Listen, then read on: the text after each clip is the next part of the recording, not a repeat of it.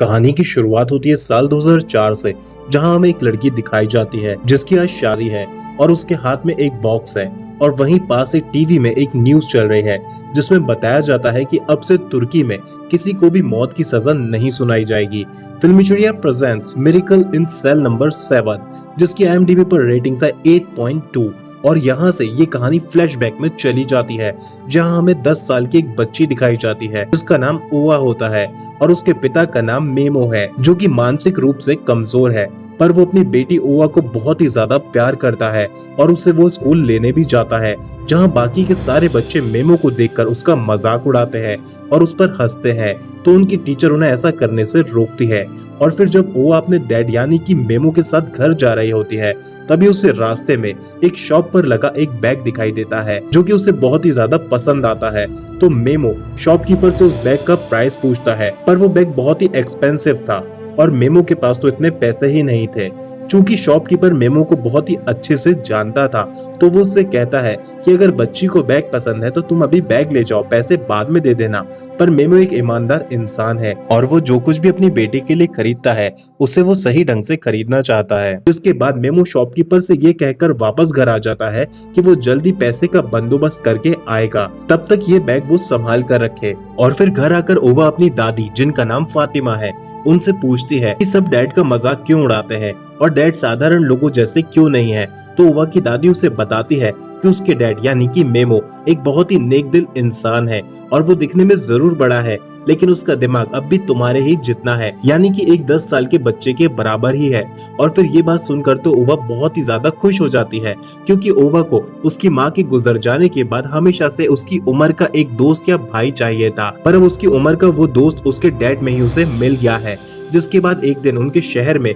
फौजियों की एक नेशनल परेड होती है, जिसमें जाके मेमो एप्पल बेचता है और वहां उसके सारे एप्पल बिक भी जाते हैं और उसके पास अब इतने पैसे इकट्ठे हो जाते हैं कि वो ओवा के लिए वो बैग ले सके। मगर जब वो बैग को लेने के लिए शॉप पर वापस जाते हैं तो वो देखते हैं कि वो बैग कोई खरीद रहा था और उन्होंने वो बैग लेने में थोड़ी सी देर कर दी। और जिसने वो बैग खरीदा था वो वहाँ की आर्मी का मेजर जनरल था, जो कि आर्मी का एक बहुत बड़ा पद होता है, और उस मेजर ने ये बैग उसकी बेटी के लिए खरीदा था। तो मेमो उस मेजर से रिक्वेस्ट करता है कि वो बैग उसे दे दे और वो उस बैग के पैसे भी मेजर को देने लगता है। पर मेजर को मेमो की इस तरह से पीछे पड़ने से काफी गुस्सा आ जाता है और वो मेमो को खींचकर वहीं थप्पड़ मार देता है और वहाँ से चले जाता है। अब जब मेमो और ओवा वापस घर आते हैं तो ओवा को दिखाया जाता है, जिसे इस बात का बहुत दुख होता है कि उसके डैड को किसी ने मारा। जिसके बाद सीन बदलता है और बताया जाता है कि मेमो अपनी बकरियां पास की पहाड़ियों पर चरा रहा होता है और वहीं वो आर्मी का मेजर और उसके कुछ रईस दोस्त और उनकी फैमिली पार्टी कर रहे होते हैं और उन्हीं लोगों के कुछ बच्चे जाकर अब मेमो को तंग करने लगते हैं। तभी वहाँ पर मेजर की वो बेटी आ जाती है, जिसके लिए मेजर ने वो बैग खरीदा था,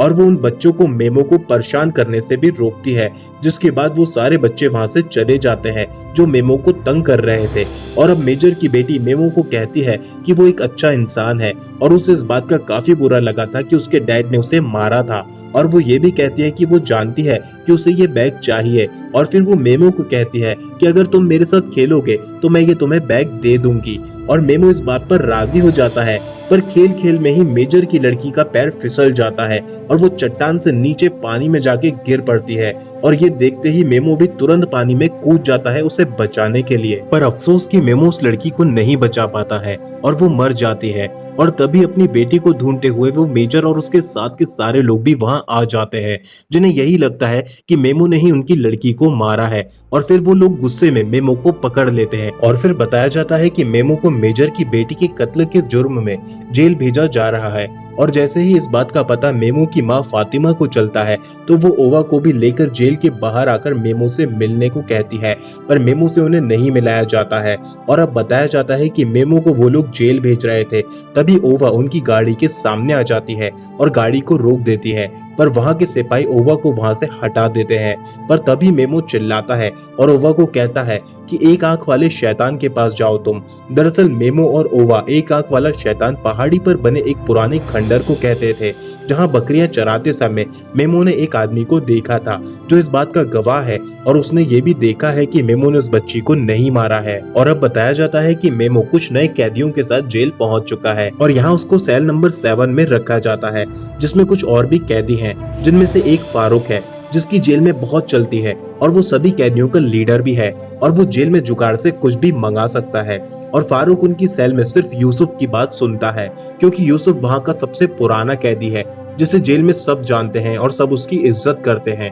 और साथ ही उनकी सेल में हाजी नाम का एक कैदी भी होता है जो सबको धर्मो कर्म की अच्छी अच्छी बातें बताया करता है। लेकिन वहाँ पर सभी मेमो को एक बच्चे का कातिल समझते हैं और उसे बहुत मारते पीटते भी है। और एक बार तो वो मेमो को इस कदर मारते हैं कि उसकी जान जाते जाते ही बचती है। और इस बात का पता जैसे ही मेजर को चलता है तो वो सबको डांटता है और कहता है कि वो मेरा गुनहगार है और मैं चाहता हूँ कि उसे फांसी की सजा हो, ना कि वो ऐसी आसान मौत मरे। इसीलिए अब मेमो के साथ ही सारे कैदियों को जेलर समझा देता है कि कोई भी अगर मेमो को हाथ भी लगाएगा तो उसका अंजाम बहुत बुरा होगा। और फिर उसके बाद कोई भी मेमो को टच भी नहीं करता है, पर वहाँ उसके साथ कोई भी अच्छा व्यवहार भी नहीं करता है। वहीं दूसरी ओर बताया जाता है कि ओवा एक आंख वाले शैतान यानी कि उस खंडर में जाती है जहाँ जाने को मेमो ने कहा था। और वहीं पे ओवा को एक सैनिक बैठा नजर आता है। दरअसल ये सैनिक फौज से भागा हुआ एक सैनिक है जो भागकर इस खंडर में जाकर पिछले कई दिनों से छुपा हुआ था। और वो ओवा को बताता है कि उसके डैड बेकसूर हैं और उसने देखा था कि मेजर की लड़की की मौत उसका पैर फिसलने से हुई है, ना कि उसे मेमो ने मारा है।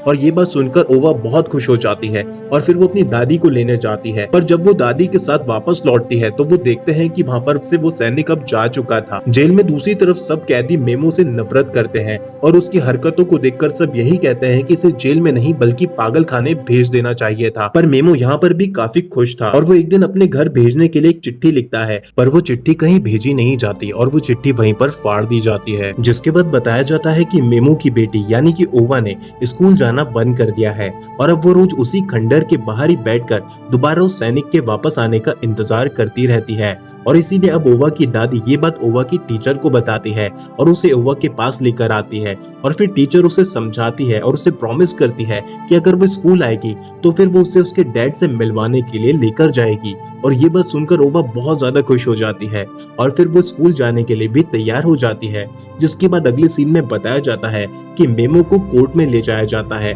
जहां उसे दोषी करार दे दिया जाता है और उसे फांसी की सजा सुनाई जाती है। और यहाँ पर हमें एक बात समझ आती है कि ये दुनिया सिर्फ पैसे, ताकत और रसूखदार लोगों की है, जहां मेमो जैसे आम लोगों की कोई बखत नहीं है। और वहीं दूसरी तरफ मेजर जैसे बड़े लोग वो अपनी ताकत का गलत इस्तेमाल करते हैं और फिर भी उन्हीं की हर जगह सुनवाई होती है क्योंकि वो रईस और बड़े पदाधिकारी है। और ये सब देखकर मेमो की माँ भी वहीं पर टूट जाती है और रोने लगती है। जिसके बाद टीचर और उनकी दादी ओवा को लेकर उसके डैड से मिलवाने जाते हैं, पर उन्हें बाहर से ही भगा दिया जाता है और किसी को भी मेमो से मिलने तक नहीं दिया जाता है। मगर तभी वहां से ओवा कहीं गायब हो जाती है और सब उसे ढूंढने लगते हैं। और बताया जाता है कि ओवा जेल के चारों तरफ अपने डैड का नाम पुकारते हुए घूम रही है, इसी उम्मीद में कि शायद उसके डैड उसकी आवाज सुन ले। पर जेल की कई फीट ऊंची दीवारों के आगे आवाज जा पाना नामुमकिन था। पर फिर भी ओवा और उसके डैड का रिश्ता इतना मजबूत है कि यह आवाज मेमो सुन लेता है और भागकर वो दीवार के पास आता है और अपनी बेटी से बात करने लग जाता है। पर तभी कुछ सिपाही ओवा को वहां से ले जाते हैं और दूसरी तरफ मेमो को भी गार्ड्स पकड़ लेते हैं और उन्हें ऐसा लगता है कि मेमो वहां से भागने की कोशिश कर रहा था। पर साथ के कैदी गार्ड्स को कहते हैं कि वो भाग नहीं रहा था, उसे छोड़ दो। और इस इंसिडेंट के बाद से अब सारे कैदियों को भी मेमो से हमदर्दी हो जाती है और वो उसे अपने ग्रुप में शामिल कर लेते हैं और वो सब भी अब उससे बात करते हैं और उसकी बातें सुनते भी हैं और वो उसके साथ खाना खाते हैं और वो उससे उसकी फैमिली, उसकी बेटी और उसकी वाइफ की डेथ के बारे में भी उससे पूछते हैं। और फिर एक रात एक साथी कैदी जो जेल में फारूक को मारने के उद्देश्य से आया था, वो आधी रात में मौका देख के बाथरूम में फारूक पर चाकू से हमला कर देता है। पर उसी वक्त वहाँ पर मेमो आ जाता है और वो आदमी को पकड़ लेता है और इसी झड़प में वो चाकू मेमो को लग जाता है, जिसके बाद तुरंत उसे हॉस्पिटल ले जाया जाता है जहाँ उसकी जान बचा ली जाती है। पर दूसरी तरफ अब फारूक, जिसकी मेमो ने उस आदमी से जान बचाई थी, वो मेमो के लिए कुछ करना चाहता था और इसीलिए वो फैसला करता है कि वो मेमो को उसकी बेटी ओवा से मिलवाएगा। जिसके बाद वो अपनी वाइफ को मिलने बुलवाता है ओवा को लेके, ताकि वो लोग ओवा को उनकी बच्ची समझे और अंदर आने दे। और इसी मीटिंग के दौरान ही जब फारूक अपनी वाइफ से मिल रहा होता है, तभी वो चुपके से ओवा को छिपाकर सेल के अंदर भिजवा देता है, जहां ओवा और उसके डैड एक दूसरे से मिलके काफी खुश होते हैं और ओवा अपने डैड को ये भी बताती है कि वो जो सैनिक उस खंडर में था उसने सब देखा था और उसने उसे बताया था कि मीमो बेकसूर है और वो लड़की पैर फिसलने की वजह से पानी में गिर गई थी और मर गई थी। और ओवा की ये बात सुनकर तो वहाँ मौजूद सारे कैदी हैरान रह जाते हैं क्योंकि वो लोग मेमो को एक बच्ची का कातिल समझकर उसके साथ बहुत ज्यादा बदसलूकी करा करते थे। और ये बात जानकर सब लोग वहाँ पर अफसोस करते हैं कि उन्होंने मेमो को पहले क्यों नहीं समझा। और फिर यहाँ कोई भी कैदी ओवा को ये नहीं बताता है कि ये जेल है और सब कैदी ओवा को यही कहते हैं कि एक हॉस्पिटल है और वो सारे किसी न किसी बीमारी के कारण यहाँ पर आए हैं और उसके डैड भी जल्द ठीक होकर वापस घर आ जाएंगे। और यहाँ पर फिर ओवा हर एक कैदी से मिलती है और उनकी बीमारी के बारे में पूछती है। सब ओवा को कोई ना कोई बीमारी बताते हैं जिसके कारण वो यहाँ हॉस्पिटल में भर्ती है। और फिर ओवा यूसुफ के पास भी जाती है और तब यूसुफ दीवार में बने एक निशान को देख रहा था और अक्सर ही यूसुफ उस निशान को देखा करता था, पर कोई भी कैदी ये नहीं जानता था कि यूसुफ आखिर उस निशान को ऐसे क्यों देखता रहता था और ना ही कभी यूसुफ ने किसी को बताया था कि वो निशान वो क्यों देखता था। पर तभी यूसुफ के पास ओवा आके बोलती है कि आप उस निशान में क्या पेड़ को देख रहे हो। और ये बात सुनकर यूसुफ काफी भावुक सा हो जाता है क्योंकि पहली बार किसी ने उस निशान का सही मतलब बताया था और दीवार पर बने इस निशान में यूसुफ को एक पेड़ नजर आता था। वहीं दूसरी तरफ बताया जाता है कि ओवा की दादी को घर पर ओवा कहीं भी नहीं मिलती है और उसी की चिंता में दादी को वहाँ पर हार्ट अटैक आ जाता है और वो वहीं फर्श पर गिरकर ही अपना दम तोड़ देती है। और वापस से हमें जेल का सीन दिखाया जाता है जहाँ सेल में जेल का वार्डन आ जाता है। दरअसल इस बारे में उसे पता चल चुका था कि वहाँ पर ओवा आई हुई है और तभी मेमो इशारे से बता देता है कि ओवा वहाँ पर बेड के नीचे छिपी हुई है और ये जानकर वार्डन सब पर बहुत गुस्सा होता है, जिसके बाद सब कैदी वार्डन को समझाते हैं कि मेमो बेकसूर है और उसका सबूत भी है जो कि एक फौजी है जो पहाड़ी के टीले पर उस समय मौजूद था जिसने ये सब कुछ देखा था। वार्डन एक अच्छा आदमी है और वो कभी नहीं चाहता कि किसी बेकसूर को सजा मिले, इसीलिए वो जाकर उस पुराने टीले पर ढूंढता है तो उसे वहीं पर दबी एक बंदूक भी मिलती है जिससे ये बात साफ हो जाती है कि यहाँ पर कोई फौजी जरूर छुपकर रह रहा था। वहीं दूसरी तरफ बताया जाता है कि ओवा की दादी के गुजर जाने के बाद अब ओवा को उसकी टीचर उसके घर ले गई है और वो ही अब ओवा की देखरेख कर रही है। और अब वार्डन जेल हेड से बात करता है और उसे मेमो के निर्दोष होने की बात बताता है, पर हेड वार्डन से कहता है कि ये सब इतना आसान नहीं होगा क्योंकि तुर्की में अभी मिलिट्री रूल है और जिसकी बेटी मरी है वो मिलिट्री का मेजर जनरल है। और इस बात का पता जैसे ही मेजर को चलता है तो वो उस फौजी को बुलवाता है और उससे पूछता है कि क्या उसने देखा था कि उसकी बेटी को मेमो ने मारा या नहीं। तो वो फौजी कहता है कि हाँ उसने देखा था और उसकी बेटी का पैर फिसल गया था और मेमो तो उसे बचाने की कोशिश कर रहा था। और ये बात सुनते ही मेजर उस फौजी को वहीं गोली मार देता है और मेमो की बेगुनाही का वो एकमात्र सबूत भी खत्म कर देता है, जिसका मतलब ये था कि मेजर किसी भी हाल में मेमो को छोड़ने वाला नहीं था। दूसरी तरफ जेल में बताया जाता है कि अब वार्डन खुद ही अक्सर ओवा को उसके डैड के पास सेल में मिलने जाने देता है और सेल में सबसे ओवा की दोस्ती हो चुकी है और सब अब ओवा के साथ खेलते और मस्ती करते हैं। पर तभी ओवा अपने डैड को दादी के गुजरने की बात भी बताती है जिस पर पूरी सेल में सन्नाटा सा छा जाता है और मेमो भी एक कोने में जाकर बहुत रोता है। वहीं यूसुफ भी ओवा को जब भी देखता है तो उसे उसमें उसकी बेटी नजर आती है और अब बताया जाता है कि यूसुफ की एक बेटी थी जो ओवा जितनी ही बड़ी थी, पर वो अब इस दुनिया में नहीं है और यूसुफ ने उसकी बेटी को एक पेड़ के नीचे गड़ाया था और वो अक्सर ये दीवार में बने उस निशान में उसी पेड़ को देखा करता था। दूसरी तरफ बताया जाता है कि वार्डन भी अब कुछ कर नहीं पा रहा है मेमो को बचाने के लिए और वहीं जेल में मेमो की फांसी की तैयारियां चल रही हैं। और फिर अब वो सुबह आ जाती है जब मेमो को फांसी के लिए ले जाया जाता है और तब मेमो आखिरी बार अपने सेल के दोस्तों से मिलता है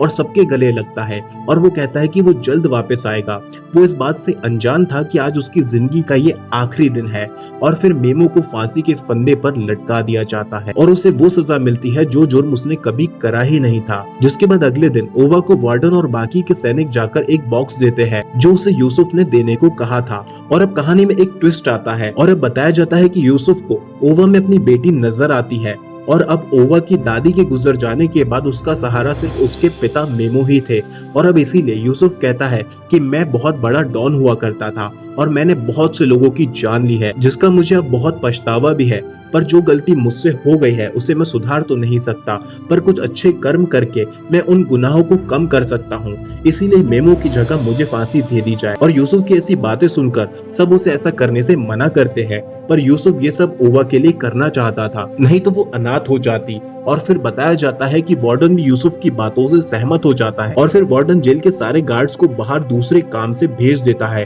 और फिर उसी दौरान वो यूसुफ को फांसी दे देते हैं और मेमो को भी जेल से बाहर निकाल दिया जाता है और फिर उन्हें एक नाव के जरिए शहर से दूर भेज दिया जाता है, जिसके बाद वापस से कहानी प्रेजेंट में आती है जहां पर ओवा को एक बार फिर दिखाया जाता है जो उसी बॉक्स को देखकर ये सारी कहानी और यूसुफ को याद कर रही थी जिसने अपनी जिंदगी देकर ओवा को एक नई जिंदगी दे दी थी। और यहीं पर ये कहानी एंड हो जाती है। उम्मीद करते हैं आपको ये कहानी पसंद आई होगी। ऐसी ही और भी कहानियां देखने के लिए चैनल को सब्सक्राइब जरूर से कर ले और बेल नोटिफिकेशन को भी ऑन कर ले ताकि आप कोई भी वीडियो मिस ना करें।